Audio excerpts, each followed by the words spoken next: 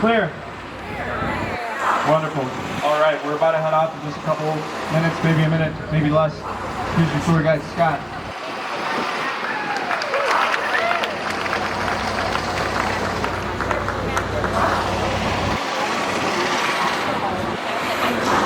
Wow, thank you for that warm and sincere applause. I appreciate that. What a beautiful city. Well, I'm partial, I'm biased. For those of you visiting, weather's like this 360 days a year. Now, our winters keep the population in check. Now, folks, I'm going to ask a few yes and no questions on the tour. For those of you willing, sun's rays go through the water. They hit the white clay base, which makes the light reverse, and it goes into the water again, or up through the water again. As it passes through the water, photosynthetic translucent plant life is suspended in that water. So that's see-through plant stuff. And it's teeny tiny, this see-through plant stuff. And it dyes the light. Well, the chloroplasts dye the... What color is photosynthesis associated with? Green. That's why the river is naturally this color. Thank you for letting me get that out. Had trouble getting there. The Chicago River is one of the reasons that we settled here. It connects Lake Michigan almost to the Mississippi River Basin, historically. Now, since 1900, we have connected Chicago to the Mississippi River Basin. We did that by reversing the flow of the river. We're going to talk a little more on that later. Adrian Smith. Adrian Smith designed the Burj Khalifa 2.5 times the height of this building to settle in this spot. If you look at the Trump International Hotel and Tower, this is from 2009. It's the tallest corrected. Believe that less is more. Economic, durable, practical. Stop hyper-decorating your building with millions of dollars of deco and just make a building with the extra money from the economy and practicality of the building. You're going to put that into radio and television because you're a modern business person. City within a city. If you're looking for the dinosaur on the main stem, let me point you to the Reed Murdoch. This is from 1914. It's the last industrial warehouse on Chicago River's main stem. Designed by George Nemens, completed in 1914. It was installed symmetrical. It is no longer symmetrical. LaSalle Street and its bridge had to be expanded, so they removed a bay of windows and slammed the bookend, hoping you wouldn't notice. But you did notice, because you have the best tour guide on the Chicago River wearing a Pillsbury Doughboy tie. That's a fact, what I just said. Oxygen and catching 2/3 of the sky's rain before it hits the city and floods it. Finally, it's heated and cooled with natural Chicago River water. That water is filtered and returned to the river cleaner than it was. This is 300 North LaSalle. It's designed by Picard and Chilton. It's a platinum certified leader in energy and environmental design. Folks, one strategic location. What's strategic about it, tour guide Scott? Wow, that's such a good question, little tyke. It had railroads that ran underneath the building, and it had a ship dock right next to the building, so you could ship anything in the continental United States in 2 weeks. What a geographical oddity, 2 weeks from everywhere. Unfortunately, this plan was crippled by the Great Depression. Perfectly legal until 1932 and 1933. Folks, rum running's a smokescreen. Rum running didn't bankrupt your grandparents and our great-grandparents.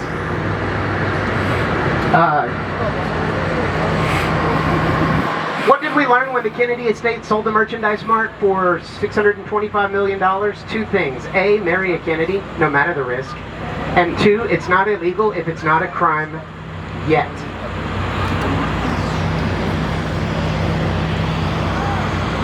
.150 North Riverside has a really cool martini glass foundation.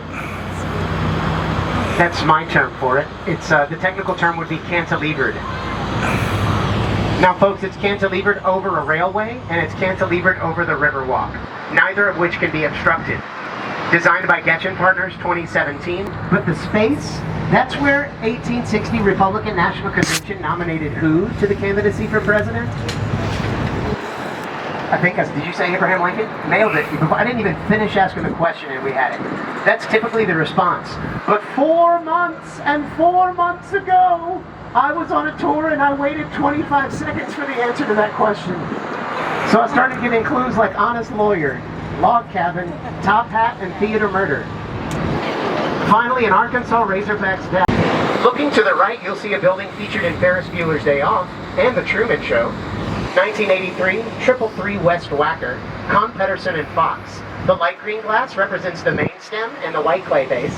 The dark green glass represents the north branch and its muddy base. And the curvature of the glass represents the south branch bending into the main stem.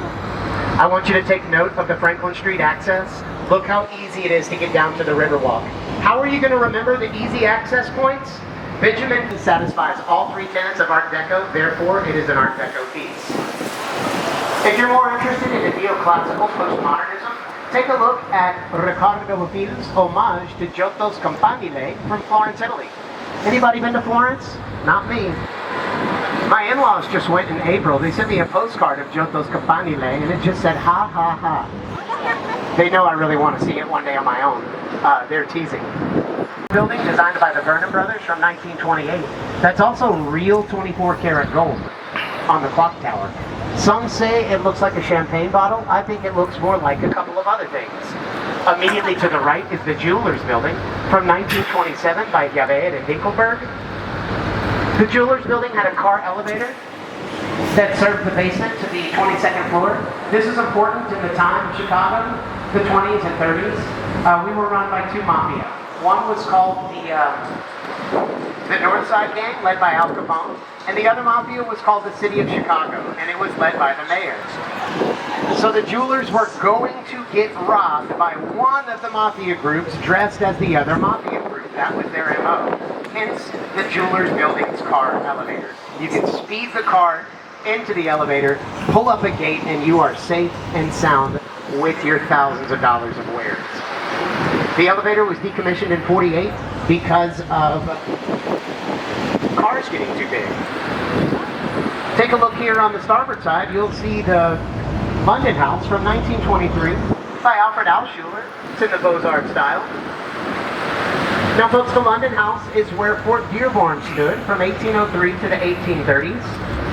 Fort Dearborn was installed in 1803 when we bought the Louisiana Territory. In 1814, during the War of 1812, we and were soon moved to Oklahoma at gunpoint. That's lying, that's deceit. Furthermore, if you didn't agree to go to Nebraska and you didn't assimilate into Western society, you were then murdered. These are recorded accounts of that happening. It's uncomfortable for me to talk about, but I can't skip over why we're a city with a Native American name and why there's almost no Native Americans here. Liberty and justice for all. 1. Edward Durrell Stone clad the building in Italian Carrara marble. It's the white building with black vertical windows. It glinted, glistened, and gleamed in the sun, but after 9 years it buckled, busted, and broke. Did you know this was going to happen?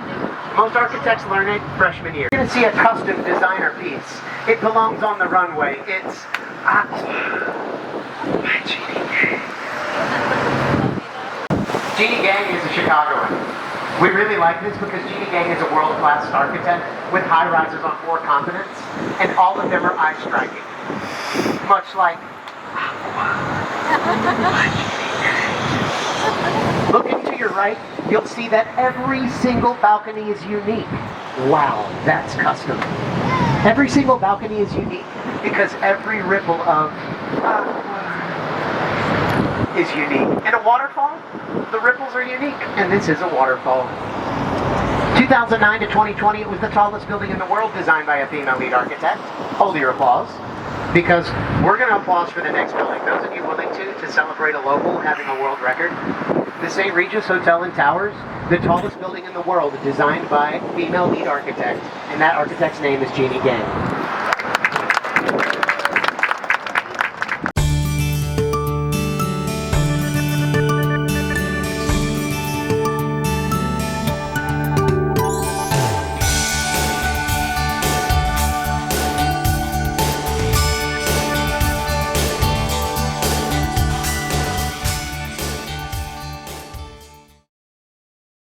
Cholera, dysentery, arsenic, mercury, lead. That was all getting into our Great Lake, Michigan, which is where we got our water. So instead of poisoning our population, we decided to reverse the flow of the river and poison someone else's. St. Louis entered the chat. They said, you can't do that, Chicago, because this water wants to go down here. It's physics and gravity. It's sandbox stuff.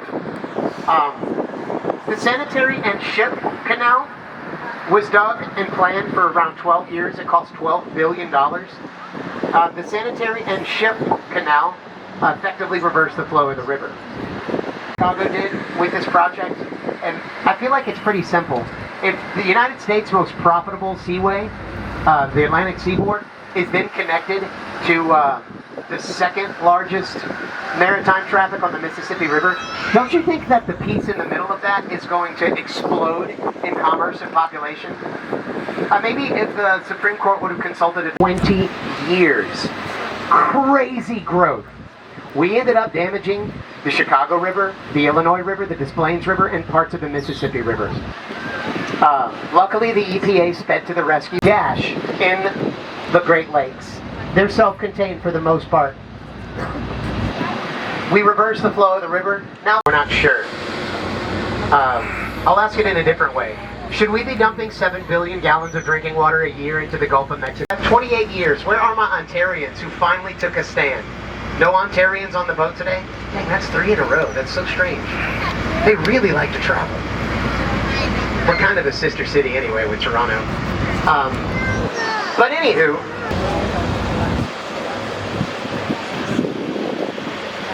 the World's Fair of 1893 is where we get our nickname, the Windy City. One, you can see that yellow boat and that white sailboat as they intersect. Look behind those, you'll see a settlement. That is East Chicago, Indiana. But we're going to use that yellow boat again. Just behind the yellow boat as it crosses now is Gary, Indiana. Hello, Jackson 5. And the yellow boat is now going to cross Michigan City, Indiana. So it's kind of fun to see what 35 miles across the way looks like, right?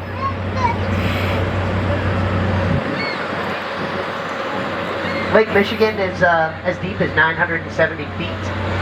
That's over 300 meters. Does anybody want to go to that spot of the lake? Yeah. You'll have to go 100 miles off the coast of Sheboygan, Wisconsin. And it's become so prolific that it's endangering other things. But the good thing is we can do something about it.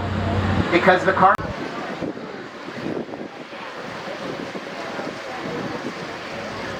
Now we are heading into Lake Michigan. You know, Lake Michigan is the second most voluminous body of water in the Great Lakes. There's only one Lake Superior. Yeah, Lake Superior has the most water. Lake Michigan has the second most water of all the Great Lakes. This might look confusing on the maps because Lake Michigan is the third largest by surface area, but don't misjudge its depth. Navy Pier was installed in 1916. 2 original constructions. You have the head house, which is the brick building with twin green tops over there behind the glass building.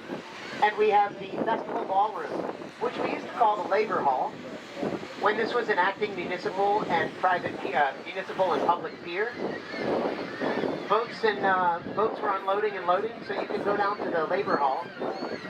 No questions asked. Don't even need to know your name. Your last name. Just give me your first name. Not too much in this day labor left to be found, legally at least. Now folks, the Navy Pier had a name change. It was initially installed as Municipal Pier number 2. By 1919, we had changed the name to Navy Pier. Now I want to remind you, we didn't change it to a Navy Pier. We named it in honor. And you do. Alright, 4 of us. Get this. The United States Navy commandeered the pier in 1942. I'm tickled pink. What are the odds? So yeah, 12,000 Army Air Corps and Navy Air Corps pilots were trained at and around Navy Pier. Okay? Now, I kept saying, man, from a certain angle, this looks like the casino at Catalina. And then it hit me. I wonder if, because the Wrigley's Chicago presence and the Wrigley's Catalina presence, I wonder if these are somehow related. It could also just be an era thing. You know, when you're 80 North Lakeshore Drive, yep. That's pretty much why we go to the north side. Most people don't even realize it. I'm glad you're on the boat. Well, and the Hancock. Come on. Who am I kidding? Take a look at the Star-Spangled Banners, folks. We got the Pride flag, we have the Illinois State flag, and of course, the Chicago flag. That's 3 white stripes for the north side, west side, and south side. That's 2 blue stripes for the Lake Michigan and the Chicago River. That's 4 red stars for the Fort Dearborn, the Great Fire. So that's not really art. You don't really pay rent on art. So, however, alternatively, at the top of the trunk, that's a spire. And that's permanent. It has no purpose. It doesn't transmit anything. It does take some lightning strikes, but it's there to add grace and presence to the building. Those are my words, not Adrian Smith's. Now back to the Hancock, folks. That truss tubing construction allows for the building's weight to be borne in the skin of the building. It's a tube with very strong braced skins. This allowed for an open floor plan, which is attractive for a shopping center, office place, hotel, and residence. It's an everything building. 1968, designed by Skidmore, Owings & Merrill, the structural engineer, Dr. F.R. Kahn, who also was... Now, folks, taking a look at the Hancock high in the sky on the north side, you're going to see a picture of those 2 buildings. Those are the first examples of modernism from a facility that purify the water, and then up from the 36 chambers comes clean, purified water. One funnel, it's a vertical tube that receives water from all sides, that plunges down 60 feet below ground, below Lake Calumet City. We separated the population center from the industrial center in the 60s and 70s. And so as a result, we still have this lovely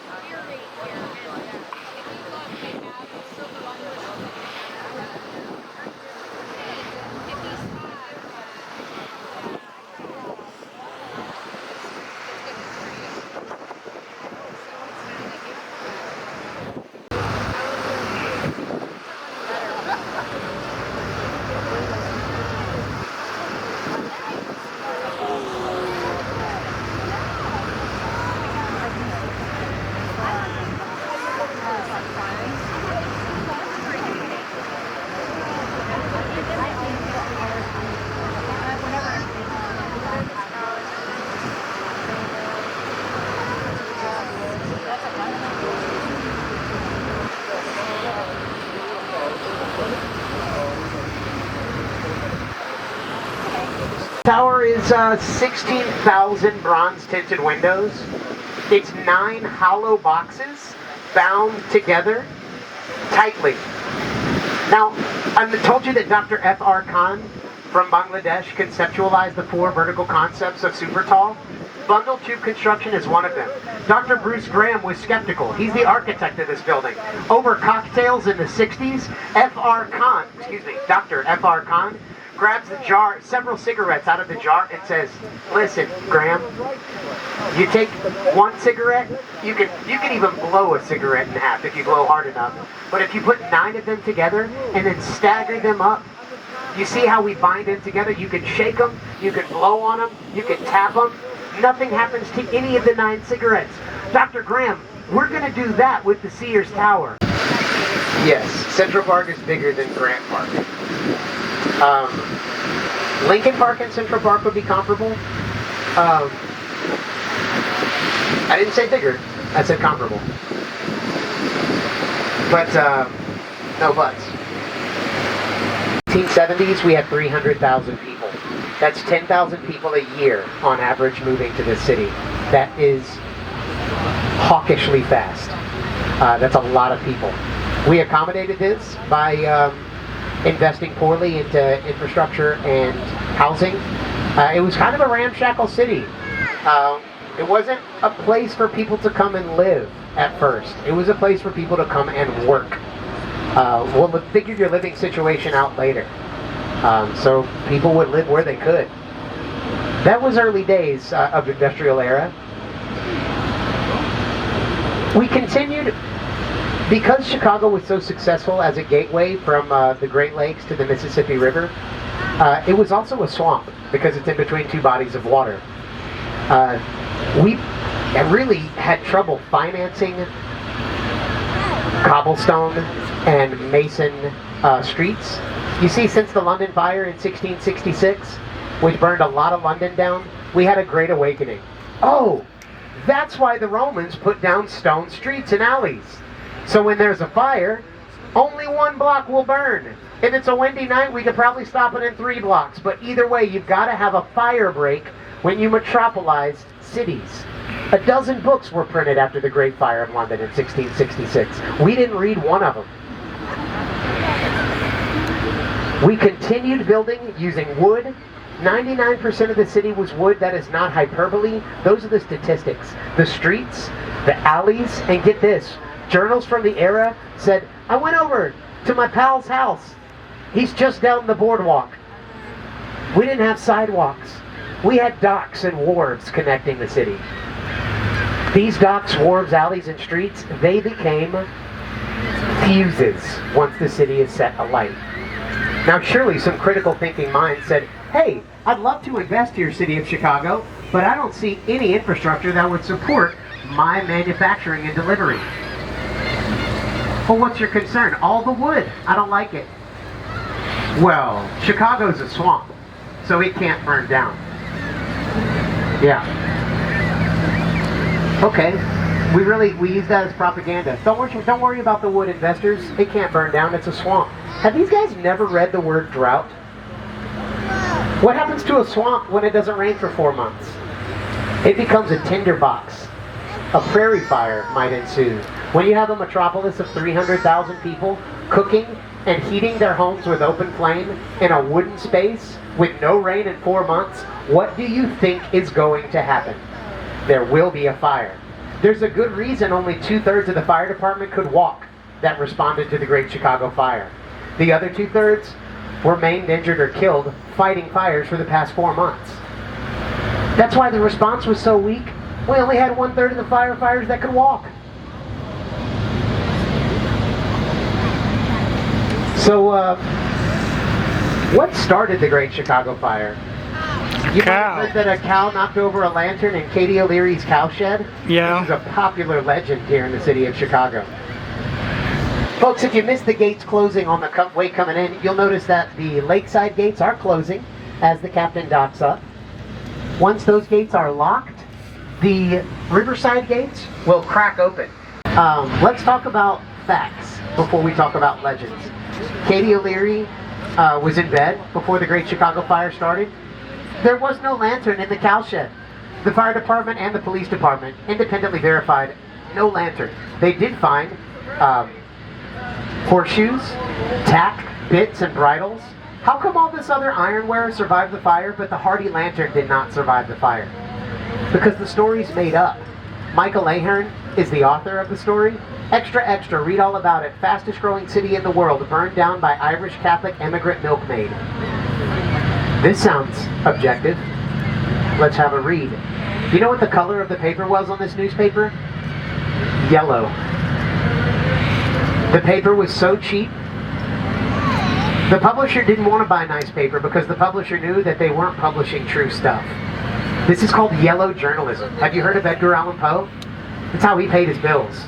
He was not famous as a poet when he was alive. He did a number of jobs. One of them was selling fantastical stories to low-rate newspapers.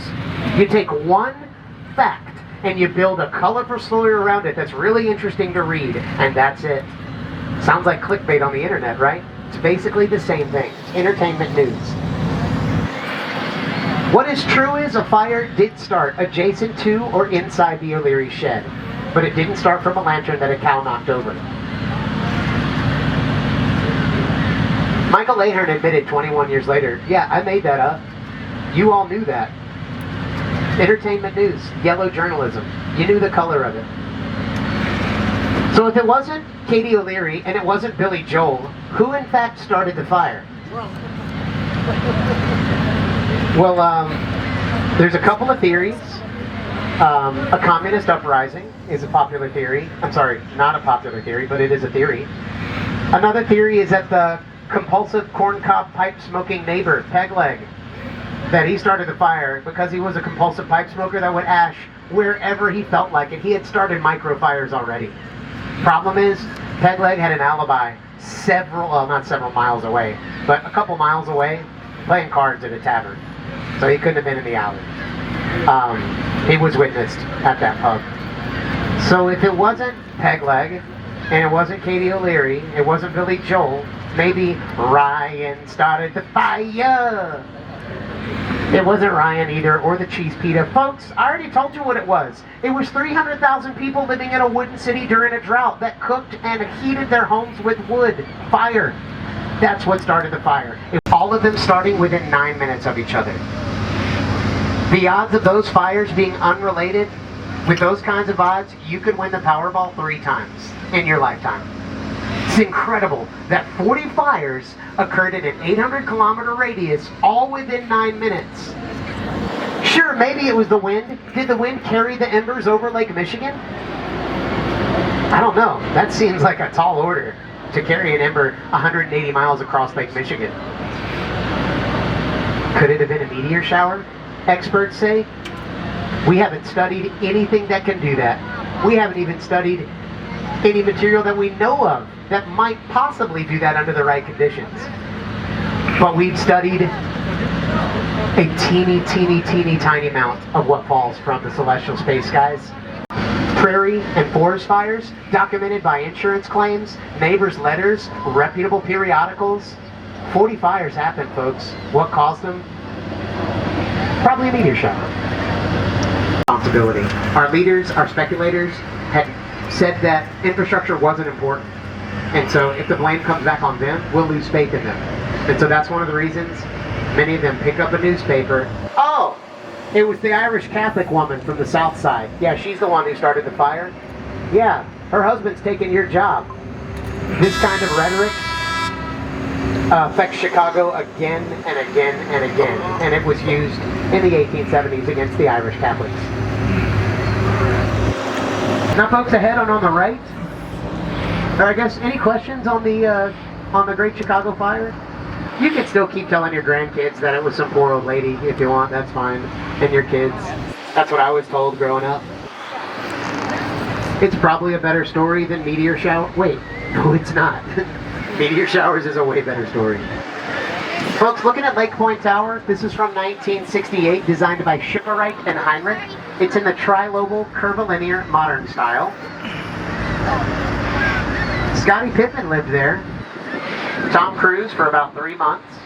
Kurt Russell and Goldie Hawn.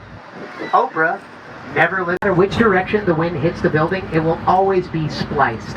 At most, 70% of the wind will put its pressure on this building. The other 30% is spliced. Now, at best, 50% of the wind of the building will be pressed on the building as it's spliced on either side. Lohan designed this building. The University of Chicago studies biomedical informatics as well as continuing education. There's only 2 universities with more Nobel Peace Prizes. One is called MIT and the other is called Harvard, which means Chicago's basically first place. You really compare to those 2 schools? Like, for real? Get out of here. Those aren't even schools, they're institutions of science. Take a look to the right, folks. High in the sky is the Tribune Tower, 1925, by Hood and Howell. It's in the neo-Gothic style. The buttresses are flying. They are not bearing load. The Apple Store, right at eye level. This is from 2017. It's in the modern prairie style, designed by Lord Foster and Associates. This is voted the best place to buy an iPhone, and this began construction. Let's talk about this bridge. It's 16,000 tons. It's 101 years old, and there's no rust on it. I forgot to tell you, we're playing Two Truths and a Lie. Back to the Wrigley Building. Take a look at that clock tower. It's an homage to the clock tower at the cathedral in Seville, Spain. Can you see that intricate stonework? Handcrafted by artisans. Tink, tink, tink.